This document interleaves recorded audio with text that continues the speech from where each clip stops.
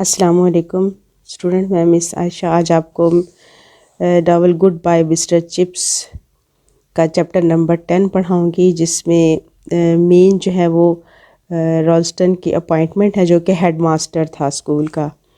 ٹھیک ہے، اس کو ہم دیکھتے ہیں، اس میں مین ایونٹس دیکھتے ہیں اور پھر ہم کوسچنس پہ فوکس کریں گے.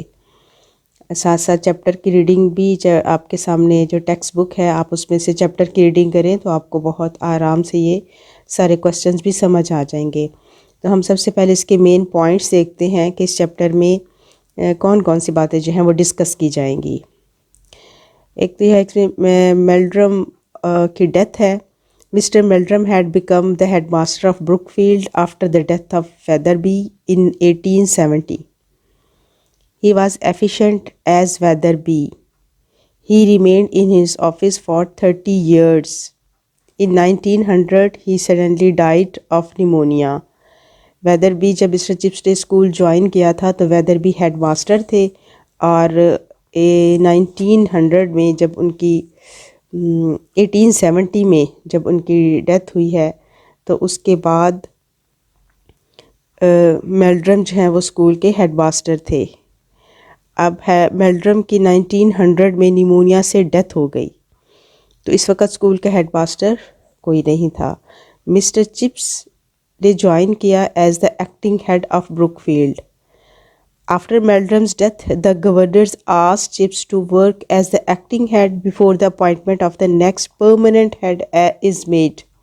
جب تک کہ پرماننٹ ہیڈ نہیں آ جاتا مسٹر چپس کو گورنرز بورڈ آف گورنرز کی طرف سے ایکٹنگ ہیڈ بنا دیا گیا، کیونکہ وہ اتنا کوالیفائڈ نہیں تھا کہ اس کو پرماننٹ ہیڈ بنایا جاتا. In this way Chips became the acting head of Brookfield. There was no chance that governors might make this appointment a permanent one, nor did Chips have any such expectations, so he was not disappointed at all when Mr. Chips joined as the new head. اس کے بعد رالسٹن کی personality ہے. تیسرا جو اس میں main point ہے، Mr Ralston was a young man of 37 with a brilliant record in the field of education and sports. He was live wire and a fine power transmitter. He had an impressive personality that could reduce big hall to silence. اتنا زیادہ زبردست administrator تھا کہ صرف اس کی آئی بروز lift کرنے سے ہی وہ پورے ہال میں جتنا بھی کراؤڈ تھا ان کو خاموش کروا سکتا تھا. He was ambitious and efficient, but at the same time he was unkind and inhuman. This was his main weak point.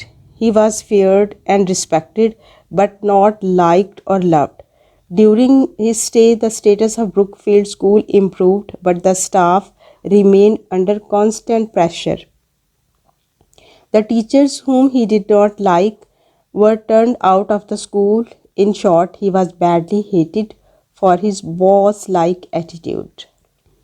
تو یہ چیپٹر نمبر 10 کا تھوڑا سا بریف تھا، یعنی خلاصہ تھا، جس میں یہ بتایا گیا کہ مسٹر چپس جو ہے 1870 میں جب بروک فیلڈ اسکول میں انٹرویو دینے آئے تھے تو ویدر بھی ہیڈ ماسٹر تھے اور پچھلے 30 سال سے وہ کام کر رہے تھے. لیکن اسی سال سپٹمبر میں جب مسٹر چپس نے باقاعدہ ملازمت کا آغاز کیا اس وقت ان کا انتقال ہو گیا.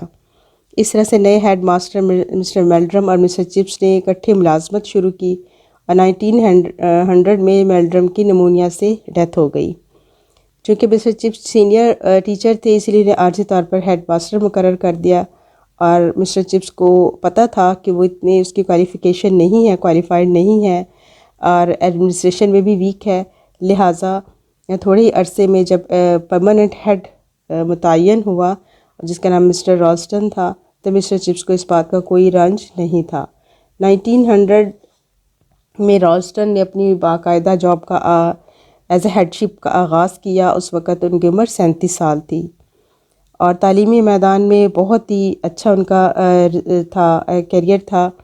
فرسٹ ڈویژن میں سارے امتحان پاس کیے تھے اور کھیلوں کے میدان میں بھی پیش رہے تھے. سائنس گریجویٹ تھے اور بہت زیادہ ایمبیشیس تھے، خواہش مند تھے، اور لیکن ساتھ ساتھ ان کا رویہ جو ہے انکائنڈ اور انہیومن بھی تھا، غیر انسانی رویہ تھا. جس کو فیروشیس بھی کہا گیا ہے، لوگ ان سے خوف زدہ ہوتے تھے۔ اس طرح سے اس چیپٹر میں زیادہ تر واقعات جو ہیں 1900 سے 1913 تک کے ہیں، اور مسٹر چپس جو ہے 1913 میں 65 ایئرس کے عمر میں ریٹائر ہوئے تھے، اور مئی 1910 میں بادشاہ جو ہے ایڈورڈ 7 کا انتقال بھی ہوا تھا۔ اسی سال جولائی میں ریلوے کے ملازمین نے ہڑتال کر دی تھی، فوج جو ہے وہ گاڑیاں چلا رہے تھے۔ بروک فیلڈ کے لڑکوں کو بھی ریلوے لائن کی حفاظت کی ذمہ داری سونپی گئی تھی، اور 1912 میں رونما ہونے والے ٹائٹینک کا حادثہ بھی اسی وقت جو ہے وہ پیش آیا تھا۔ کچھ اس میں ریفرنسز ہیں، اس کو ہم مینشن کر لیتے ہیں، پھر کویسچنز کی طرف آتے ہیں۔ ایک تو کنگ ایڈورڈ 7 کا ہے، ان کا بتایا گیا he was the elder son of Queen Victoria who came to throne in 1901 and he died on May 6 1910۔ اس پہ ریفرنس اس کے علاوہ ریلوے اسٹرائک کا بھی ہے، جو جولائی 1910 میں ہوئی۔ ریلوے کے ہڑتال نے برطانیہ میں زندگی جو ہے وہ مفلوج کر دی تھی۔ ڈائمنڈ جوبلی کا اس میں ریفرنس ہے، 1897 میں ملکہ وکٹوریہ کی ڈائمنڈ جوبلی کی تقریب منعقد ہوئی تھی، اس کے بارے میں اس کا بھی ذکر ہے اس میں۔ The old and legendary lady, 1897 میں ملکہ وکٹوریہ 76 سال کی تھی، اور ان کے دور میں برطانیہ نے بے مثال ترقی کی تھی، جس کی بنا پر انہیں انتہائی پسندیدگی کی نگاہ سے دیکھا جاتا تھا۔ اور جب ان کے دور کو کمپیئر کیا جائے ایڈورڈ کے دور کے ساتھ، تو اس کو ہم فرینزیڈ ایڈورڈینین ڈیکڈ کہتے ہیں۔ اس کا جو 10 سالہ دور تھا، ایڈورڈ 7 کا 10 سالہ دور 1901 سے 1910 تک کا تھا۔ اس کا ملکہ وکٹوریہ کے ساتھ موازنہ کیا جائے تو اس کے اندر بہت زیادہ خامیاں نظر آتی ہیں، بھی اس میں بتایا گیا ہے اس چیپٹر میں، اور ظاہری شان و شوکت بہت نظر آتی تھی، لیکن اس میں ٹھہراؤ اور گہرائی کا فقدان تھا، اس لیے اس کو فرینزیڈ ایڈورڈین ڈیکڈ کہتے ہیں۔ سیاسی اور معاشی ابتری واضح طور پر نظر آتی تھی۔ اس کے علاوہ ایڈورڈ 7 کے دور میں ہڑتالیں اور معاشی عدم استحکام، اسٹرائکس، لاک آؤٹس، ان امپلائمنٹ، ان کا ذکر کیا گیا ہے، لیکن ساتھ ساتھ یہ بھی کہ اس دور میں معاشی ابتری کے باوجود اکثر رات کو پرتکلف تقریبات منعقد ہوتی تھی، جس کو شیمپین سپرز کہتے ہیں۔ شیمپین کہتے ہیں an expensive wine, white French wine with bubbles. It is often drunk to celebrate something. Supper is the evening meal. The reference is to the frequent evening parties that displayed the prosperity and showy nature of the English society during the Edwardian period.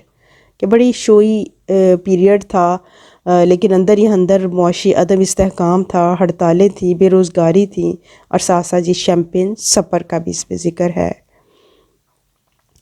It was because the rapid economic rise of the industry and business had raised the general standard of living. Migration from the countryside to the cities, large urban areas and new occupations changed the social structures and the ways of life. اب England کی جو ہے یہ ways of life جو ہے وہ تقریباً change ہو چکے تھے۔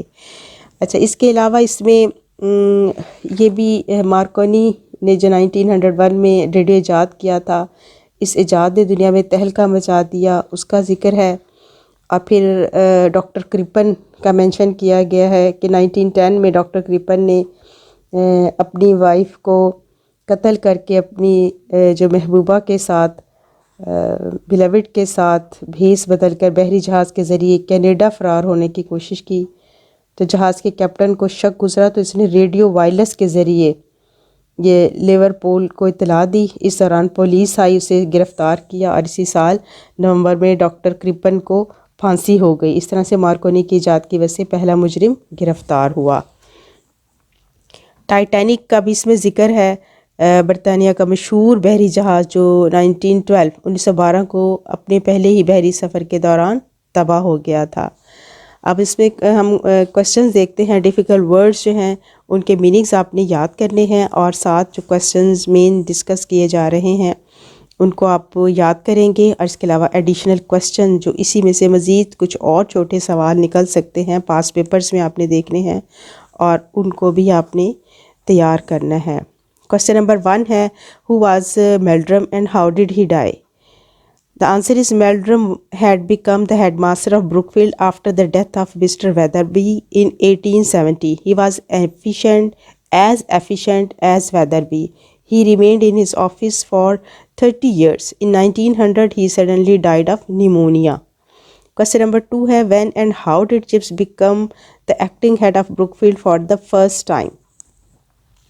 The answer is after Meldrum's death. In 1900, the governors appointed Chips the acting head of Brookfield. There was no chance that the governors might make this appointment as a permanent one. Nor did Chips have any such expectations. Question number 3 ہے describe the personality of Ralston. Ralston کی personality کے بارے میں آپ نے بتانا ہے. Mr. Ralston was a young man of 37 with a brilliant record in the field of education and sports. He was a live wire and fine power transmitter. He had an impressive personality and that could easily reduce big hall to silence. Question number 4 ہے why could Ralston not become popular. اس کو زیادہ شہرت کیوں نہ ملی حالانکہ وہ اتنا قابل تھا. The answer is Ralston was ambitious and efficient, but at the same time he was unkind and inhuman. He was feared and respected but not liked or loved. This is why he could not become popular. اور یہ Brook field جو ہے ایک traditional school تھا، روایتی ادارہ تھا، اور مسٹر چپس جیسے لوگ ہی یہاں پر چل سکتے تھے. اور مسٹر رالسٹن جو ہے وہ اس طرح کا سوچ کا نہیں تھا، ماڈرن مین تھا، ماڈرن آئیڈیاز کے ساتھ تھا، ایمبیشیس تھا، اسکول کو ماڈرن لائنز پہ چلانا چاہتا تھا، اسی لیے وہ اس ادارے میں چل نہیں سکا اپنی قابلیت کے باوجود. کویسچن نمبر 5 ہے what was Ralston's progress as the head. Ralston, during his stay, the status of Brookfield School improved. Though the staff remained under constant pressure, there were longish waiting list of the boys who wanted to get admission. یہ اس کی سمجھداری تھی یا اس کی قابلیت تھی یا school کو جس طرح سے وہ چلانا چاہتا تھا. ادارے میں ایڈمیشن تو بہت زیادہ ہوئے. یہ الگ بات ہے کہ اسٹاف کے ساتھ اس کی اتنی زیادہ انڈرسٹینڈنگ نہیں ہوئی، لیکن اس کے باوجود بہت زیادہ اسکول میں اس وقت ایک لمبی لسٹ جو ہے وہ ایڈمیشن کے لیے بچوں کی ہوتی تھی. کویسچن نمبر 6 ہے how was the news of the death of Edward seventh received at Brookfield. On a May morning the school bell rang at an unusual time. The death of King Edward seventh was announced. The class work was suspended. A service was held at 4:30 کہ Chappell میں ایک ceremony ہوگی. اس کی death کے ساتھ ہی announce کیا گیا کہ اس طرح سے اس کی جو سیریمنی ہے اس میں سب نے شرکت کرنی ہے. کویسچن نمبر 7 ہے what role did the Brookfield boys play during the railway strike. The answer is Brookfield boys were patrolling the railway line because the strikers were throwing stones at trains. They were excited and found a lot of fun in this business. کہ جب strikers strike پر تھے تو بروک فیلڈ کے staff اور students کو یہ ڈیوٹی دی گئی کہ وہ لائن کو چیک کریں کہ کہیں کوئی پتھراؤ وغیرہ اس ٹریک پر نہ ہو. بچوں نے اس ایکٹیویٹی کو اسے محظوظ ہوئے. کویسچن نمبر 8 ہے who was Kirkald. Kirkald answer is Kirkald was a young boy who was afraid of a railway striker. He thought them cruel animals. He was amazed when Chips introduced him to one of the striker. تو وہ اس بات پہ حیران ہوا جب اس کا ایک striker سے اس کی ملاقات کرائی گئی. کویسچن نمبر 9 ہے what were the political circumstances in the early 20th century. The answer is with the new century Great Britain found threats from various sides. ایک تو یہ تھا Germany was now the rising power. Under these circumstances they could afford no mistake کہ ان کے بہت زیادہ conscious رہنا پڑ رہا تھا. اب کسی طرح سے تھوڑی سی غلطی بھی ان کے لیے پریشانی کا باعث بن سکتی تھی. کویسچن نمبر 10 ہے describe Chips' visit to the Diamond Jubilee. The answer is Queen Victoria's Diamond Jubilee was celebrated in 1897. There was no school on that day. Chips and Catherine went to London. The old legendary lady was sitting in her carriage. Question number 9 है write a note on the frenzied Edwardian decade. The answer is the 10 years of Edward presented a contrast to the elegant Victorian period. Showiness, unemployment, Ireland problem, suffragette and other events showed social unrest. Question number 12 है why was Grayson emotionally disturbed? Grayson was a quiet and nervous boy. His father had sailed on the Titanic. He was worried about the safety of his father as he could not get any news about him. تو یہ کچھ important question تھے. اس پہ mister Jones کا بھی بتایا گیا ہے. Who was Mr Jones and what was his duty? Mr. Jones was a servant in the railway department. He was a striker. He had the charge of the signal box. جس سے کرکلٹ کی ملاقات بھی مسٹر چپس نے کروائی تھی. ٹھیک ہے. اور ایک اور بھی کویسچن ہے last. Which Grayson had Chips to condole with? یہ جو ینگ گریسن ہے جو اپنے والد کے لیے پریشان تھا کہ ٹائٹینک جہاز کے تباہ ہونے سے کہ شاید وہ زندہ ہے یا نہیں ہے، تو اس کا والد جو ہے لکیلی وہ اس میں بچ جانے والوں میں سے تھا. تو کون سا گریسن تھا جسے مسٹر چپس نے تعزیت کی؟ تو اس کا آنسر ہے Chips had to condole with Grayson senior. It was very unexpected in the beginning. The news of Grayson senior's death was in the air but he survived and Chips was destined to condole with him. لیکن وہ تو زندہ بچ گیا، لیکن بدقسمتی سے جو ینگ گریسن تھا اس کی ڈیتھ ہو گئی اور مسٹر چپس کو اس کی تعزیت کرنی پڑی. تو یہ ہماری ایکسرسائز ہے. اس کے کویسچنز آنسر آپ نے یاد کرنے ہیں. چیپٹر ریڈنگ کرنے کے بعد جو امپورٹنٹ ڈیفیکلٹ ورڈز ہیں ان کو انڈر لائن کرنا ہے. ان کے میننگس جو ہیں وہ آپ کی ہیلپنگ بک جو بھی آپ کے پاس ہے اس میں دیے ہوئے ہیں، اس کو ضرور یاد کرنے ہیں. اور ایکسرسائز ملٹیپل چوائس کے لیے بھی آپ کو چیپٹر کی ریڈنگ جو ہے ضروری ہے. ٹھیک ہے. انشاءاللہ ہم نیکسٹ چیپٹر دیکھیں گے. اور اس کے ساتھ آپ نے ایسے جو ہے اس دفعہ یاد کرنا ہے وہ ہے پولوشن، آلودگی. ٹھیک ہے. اوکے جی، خدا حافظ.